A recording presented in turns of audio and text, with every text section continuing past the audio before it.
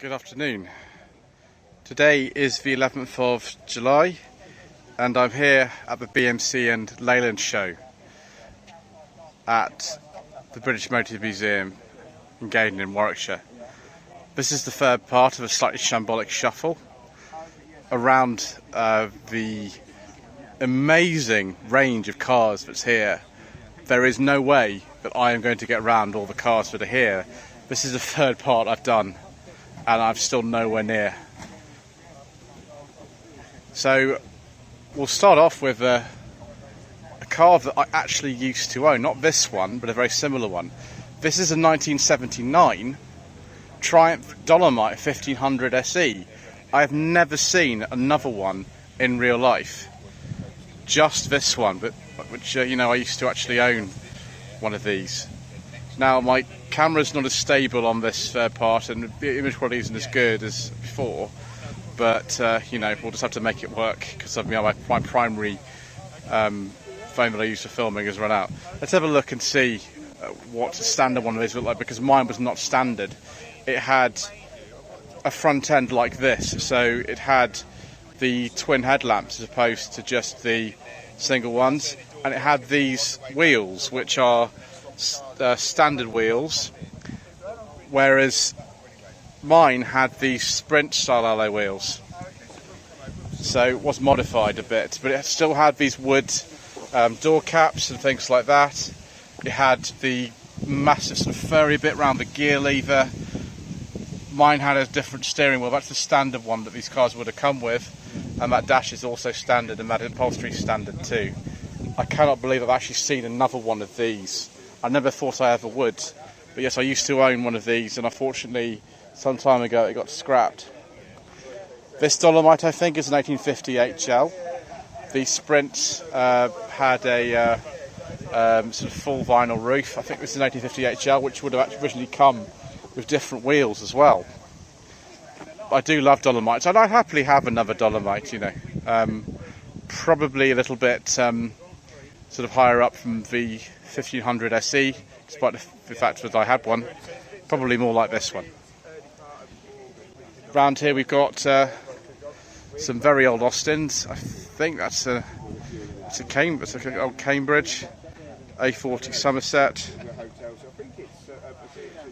and this, I've never seen one of these before. This is an A70, I think. Yes. So MG, I think this is an 1100. Triumph 1300. Say a very late one, this is 1970. What? Is this a Bristol? Yeah, Bristol 2 litre. It'd be a sort of 404, 405. 1964 Austin A40 Farina. 2003 Rover 25. Oh, we can't talk about that one. That's got an XUD engine in it, so we can't talk about diesels on this channel. Let's just keep walking past that. 2005 MG ZS 180 V6.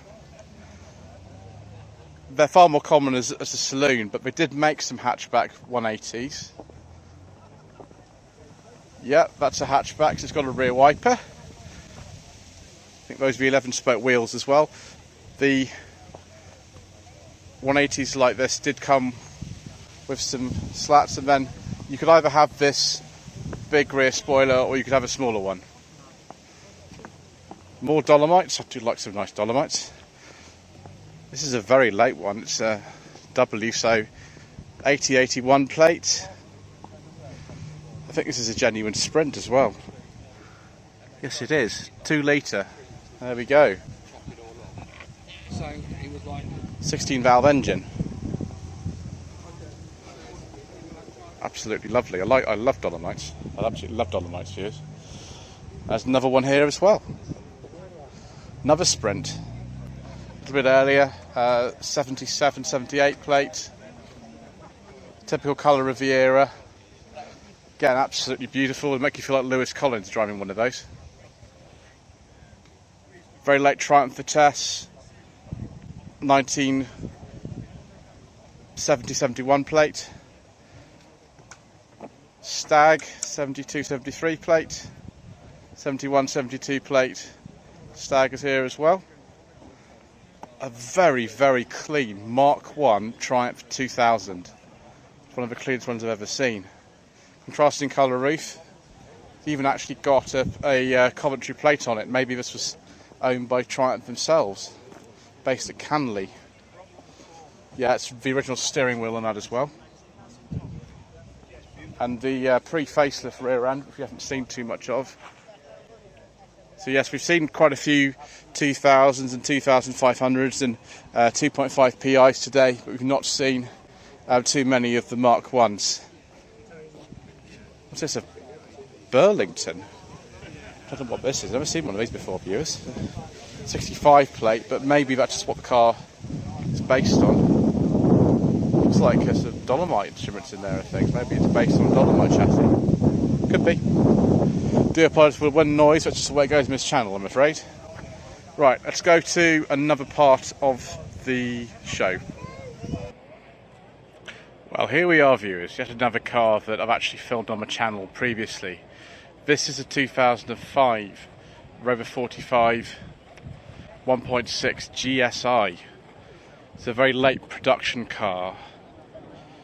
This appeared on No Budget Reviews back in March, and I'll put a link to it in the description below. You can see the car should actually say on the back, it should say 45 Rover, but it says Rover 45, which is actually incorrect. It belongs to Elliot, who is around here somewhere. And yes, another 45, this time a pre-facelift one. Of course, I've got my own 45 V6, another part of the show. Same with the wheels on this, it's probably not a connoisseur or anything like that. Very lovely colour. Ooh. Are we in the Princess section? Yes, we are. Very nice. Austin Ambassador. It's 83-84 plate. See what specification this is. There's only a 4-speed gearbox on that. 2-litre HLS, which is towards the top. This is a late Princess 2 2.2 HLS. Sorry if the camera's a bit slow. It's really not the best camera to film on, but my other one has no more space, so we're going to have to use it. Wolseley prototype for the 1822 series, 74. But yeah, this is the prototype, automatic gearbox in it. You would have seen this, I think, on the Hubnut channel at some stage when he did a comparison between the Princess shape cars, even if they weren't even actually Princesses at that time, because it's only a Wolseley badge on it, and the Ambassador. But yes, as it says proudly there, built in June 74. So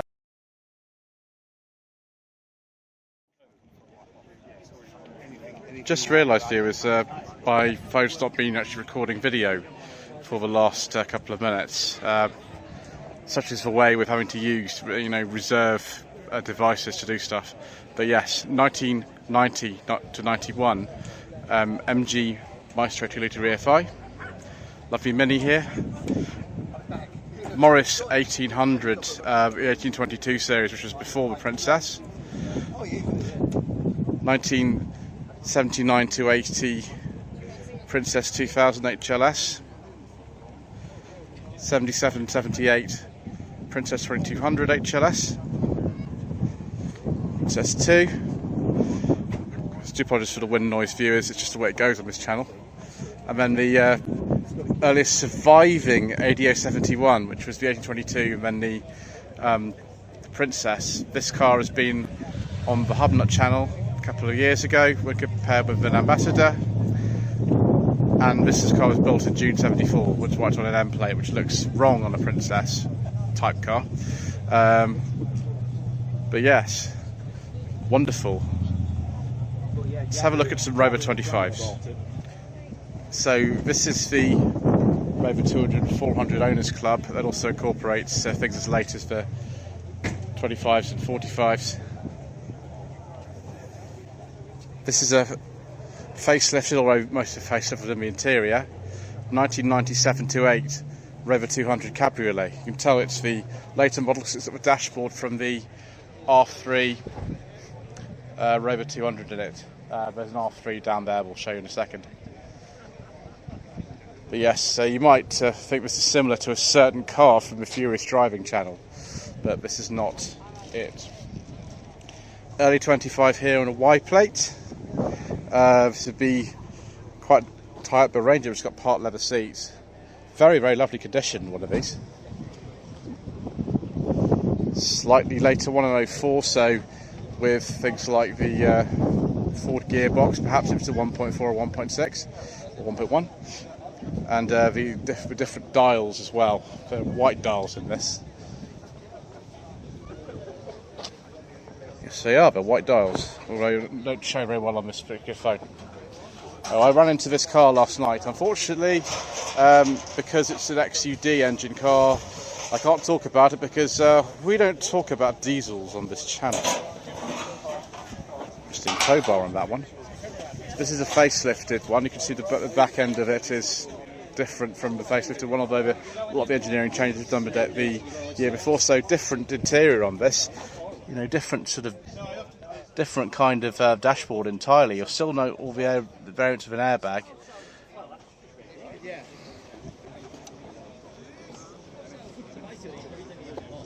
Another facelifted 25 here, 2005. They're both 2005s actually. 1994 to 5 Rover R8. Let's see what model this is. Could be a 214 actually, this one. It was a 220 GSI. I was very wrong. So it would be 136 horsepower T series of that. Over 200 VI, predecessor to the BRM, then the 25 GTI, and then finally the MGZR. So this is what I mean by an R3 200. Whereas the one on the right is an SD3 200. I might actually have one of these coming up on the channel fairly soon. It's a 1987 Rover 216S, very similar to a car called a Honda Ballard, which was sort of like a variation of a Civic. So pre-facelift here. Was this a really high mileage one? Yeah, it's a really high mileage one, but I found last year at the BMC and Riley. Still on the road, brilliant. 416 SLI, this is the R8 shape. So it's a post facelift, although it's not got the smoke rear lights. So it's not like the latest one. Ooh, merchandise and things. Exciting. So the very early R8s kind of look like this.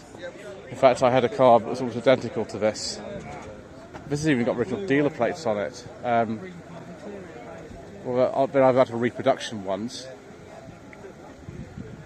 Yes, mine looked very much like this, the one I had from Joe Miller from Classics World, although it wasn't as nice as this. This is also a 214 SLI, and mine was a 216 SLI automatic. So contributing to that, this is a later one. This is a 214 SCI. This is the run-out model that they did, although it's not the latest because this doesn't have an airbag. The very late one to be for a driver's airbag, I know, because I used to own one. And yes, we've covered the one that looks a bit like this on No Budget Reviews some time ago. Excuse me. We're in the open air on the way from everyone.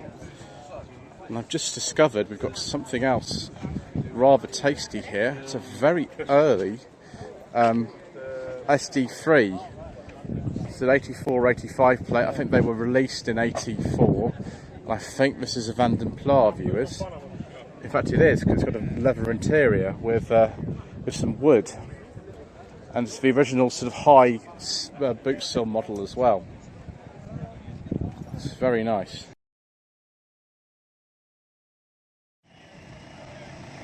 Let us take a look at some more Triumphs whilst we're on our way through. Big queue for ice cream, but I can wait. 1969 to 70 Triumph 2000 Mark II. quite a basic looking one in comparison with others. Look at the tiny little wheels on this car. How small they are. Triumph 1300. I suspect this might be the one from my Driver Classic. I haven't looked at the registration number of it, but possibly this might be it. It looks sort of similar, but I don't know. Maybe she's running another one today, I don't know. So another 1300, both G's, so 68, 69 plates on these. Spitfire 1500. Ooh. Triumph 2.5 PI Mark II, 73-74 plates, definitely a PI, it's badged as such.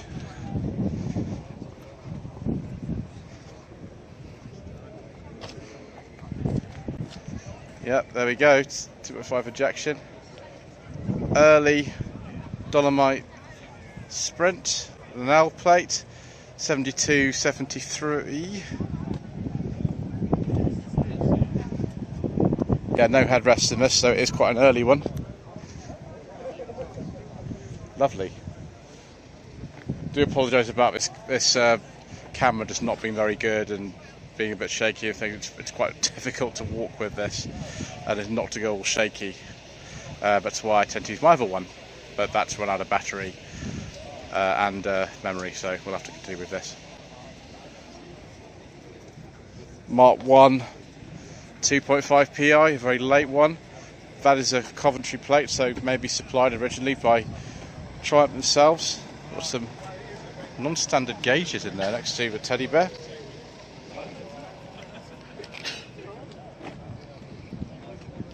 Yeah, injection all over it. Didn't work out for them really well, did it? Particularly. Innsbruck 2000. 71-72 plates, and we can have a look inside as well. Very, very vinyl, lots of wood, but very lovely. Right, let's go and have another look at this other 2000 over here, and then we will go back to looking at some bits of the Rover 200 and 400 Owners Club stand. So an earlier 2000, this one, I don't think it's a 2.5 PI or anything.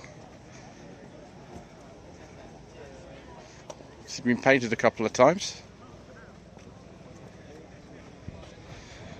Yeah, it's a normal 2000. Right. Ooh, another one as well. Yeah, similar these, aren't they?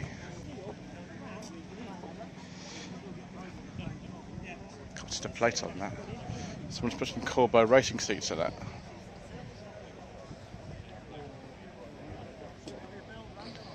It's a B, very early one. 64 plate. And a lovely stag too. Brilliant. Right, viewers. HHR 400. 1998 plate. I have had one of these, but mine was a saloon. It was a little bit earlier than this. And again, it just says 400 on the back. It doesn't give the actual sort of specification by this time in Rover Group life. Some Tomcats are here as well. 1994-5 plate on this one. You can fit, I think those are actually MG ZS wheels on this. So this has got the earlier dashboard in it. Oh, it's a 220 turbo. Wonderful.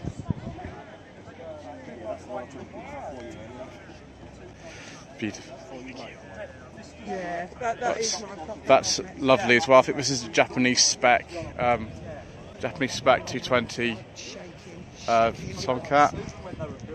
It's got the T-tops on it, obviously, which are off. Just have a look in there as well. Yeah, it's got air conditioning. I think this is a Japanese spec one. Another 25 here. Got to be careful in case this thing decides to turn off on me again. Don't like that very much when it happens. Oh yes, 213 Van der Pla. I can have a look at some more Tomcats. This is a later one. This has the R3200 dash in it. So you can see that's a different dash in these.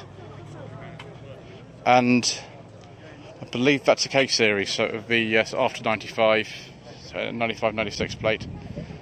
It's a very early one, this, so you can see there's no grille at the front. There's no grille like the rest of them. So this would be probably a 92 on that plate. It's probably the 220 or 220 turbo. I've seen this before as well. Seem to be breeding these Rover coupes. Not that I'm complaining about that, of course, because we do like them on this channel. We like them very much. Yes, it is a turbo. And so this one. I wonder if this is the Japan spec one as well. Yes, it's got the aircon, so this would be a Japan spec one. I think that NFDH must be the one they have it on. It's another one, NFDH. Maybe they all got together. So yeah, it's 220 turbo. Another early one here without the grille, so K plate. About 92, 93. It's a much later one here on an S. This is a 1.8 VVC K series, 143 horsepower on these. Another one of the FTHs here. Gosh, they're all sorts of things. Oh, this one's got a beige leather interior. I do like a nice beige leather interior, viewers. If you haven't been watching the channel long enough, you'll know that. Yes, of course, we've got a review of Mr. Richardson Furious Driving's Tomcat on the channel. That was actually recorded a long time ago. It was recorded, I think, June 2019. It seems a long time ago now, particularly everything that's gone on in the world.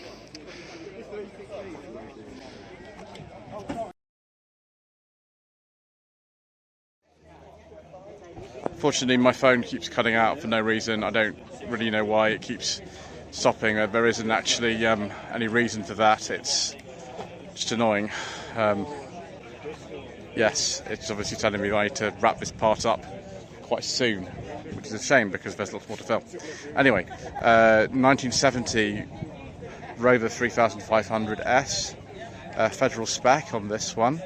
Although it's right-hand drive, which is interesting. Let's have a look at some Rover 800. So we've got rather late sort of XX type here, which has a mirror underneath. You can see how clean it is because it's very, very clean indeed. This looks like the M series engine on this one.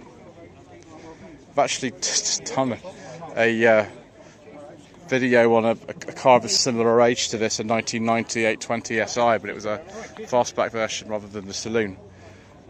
1990-91 Rover Sterling. Ooh, this is definitely one of which we can have a look at the interior. It's an automatic gearbox on this, and look at all those switches for the electric seat. Beautiful, lovely, lovely leather, which I won't touch. Cruise control as well on the steering wheel. Lovely sort of original spec wheels on it too.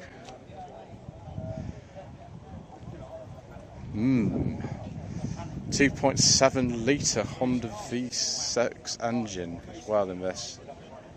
Yeah, about 177 horsepower I think these are. Lovely. 800 police car. This is the R17 facelift one, so this is be a later one, a T, so one of the last ones. 99. Again, beautiful interior with heated seats. The clock is down there, it's interesting. Sterling hatchback V, an even later one. Yeah, they're both Sterling hatchbacks in this lovely, lovely blue colour. See if they've got the KV6 in them. Yeah, the KV6 after 1996, so it'd be a KV6 if you want a V6 engine Sterling. Yes, the good old KV6, which has caused me one or two problems in my life with mine, in my 45 V6. Ooh, a Vitesse Coupe. I do like a nice Rover 800 Coupe. This one looks splendid. Yes, they never made it to America. They were going to make these for America, but the Sterling brand in America failed so badly in the late 80s and early 90s that they never sort of got the coupe out. And it was only actually made, for other markets. That would be the T series in there. Another 800 coupe here. Not sure what engine's in this. Another beautiful example, of course. It's nice big wheels on this too. Beautiful. Oh, we can have a look at the interior as well. Look at those buttons, all those switches, all those luxuries. I do like it, viewers. Very, very much. Very much indeed. Another Sterling. Oh, it's lovely, absolutely immaculate as well. Perfect. See if we can get over to see some SD1s before this phone decides it doesn't want to record anymore. Earlier one with what's called the skeleton badge on it. T-plate, so B78, 79. Nice Riley Kestrel here, although I don't think they actually badged him as Kestrel, that was just the name they used in marketing. 1300 Mark II. So yes, the 69 was the last year for any type of Riley, so a very late one indeed. And that is lovely. It's my favourite type of ADO 16 is actually the Riley rather than the Vandenpla, which you'd imagine it is. And here's Jerry, Sorry 76 Austin Apache, built by Lakor, South Africa. It's probably the only one in the country, to be honest. Yeah, let's go looking at this SD1. I got a bit distracted there, I'm afraid, viewers. I do apologise. Say 2300, so this Triumph design straight six in that. And then 3500 automatic, again it's a relatively early one, so 77, 78 plate. And the Rover SD1 Club.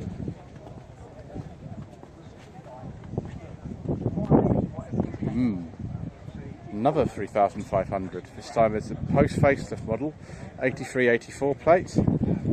Looking absolutely lovely in here. Someone says this was developing 315 horsepower, so if you see this on the motorway, you just get out of the way then.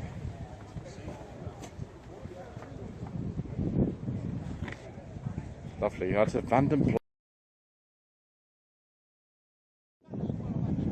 Sorry viewers, I was about to say, if you watch my videos, you'll know how much I like the Vandenpla models. Right, this really will have to be the last little bit we film, because I think I'm getting slightly tired of this thing coming out on me. So, yes, 77, 78 plate, Rover 2600, it's going to have about 6-cylinder engine. Let's have a look at the interior of one of these early ones. I get the LT77 gearbox in this, and of course the air vent mounted where the steering will be if it were left-hand drive to make it a bit easier. Just move the instruments over. See, they had different greens, and they're not actually. If you didn't park them side by side, you wouldn't actually know that they're different. It's quite interesting, really. This one's a later pre-facelift one. 79-80 plate. It's a V8. Let's look at this one. So the same sort of era, both with the sort of later badges on them. Let's see if this is a V8 as well.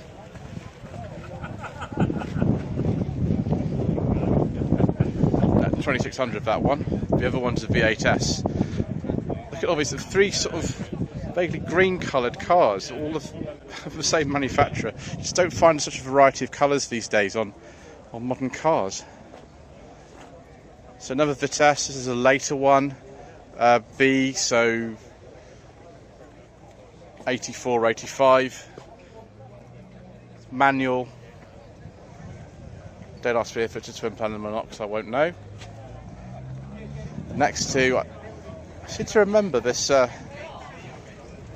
R8 Tourer. I think it's a 420 GSI Tourer. This is off of Nitro Sylvia channel that Mr. Viewers Driving actually reviewed.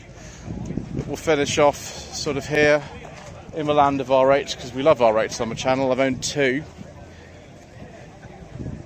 Oh, this is a 1991 to 2.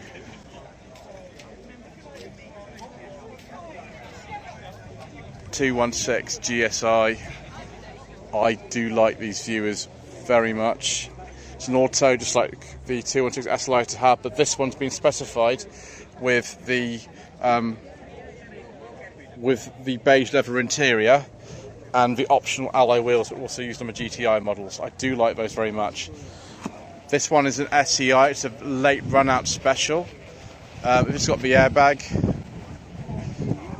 Be right at the end. It's not quite got the airbag, so we're not quite at the end, but we're almost there. And this 216 GTI, a later one, because the wheels are actually different on this to the other ones. Now that would be the wheels on the earlier GTIs, but lovely British racing green paintwork. Now not all of these came with electric windows. This one doesn't actually have electric windows, so not all the GTIs came with them. And this one's a 214S, which is the absolute base model of the R8 ever worked. It's a carburettor engine in this. And yes, there's just not very many of these left. It's also, it's a 3-door as well. It's a 3-door, not Tomcat Coupe, but it's a general 3-door. So there we are, viewers. Someone's tried to make a sort of Harlequin type 25 out of that one. But I think that's it for now. Please don't forget to subscribe to the channel for more videos. Don't forget to like this video and leave a comment below. If you haven't watched parts 1 and 2, then please do so. And also, we looked at the collection centre at the British Motor Museum in an earlier video. I do apologise for the poor quality of this and the fact that the editing will be terrible, but that's just the way that it goes with this channel.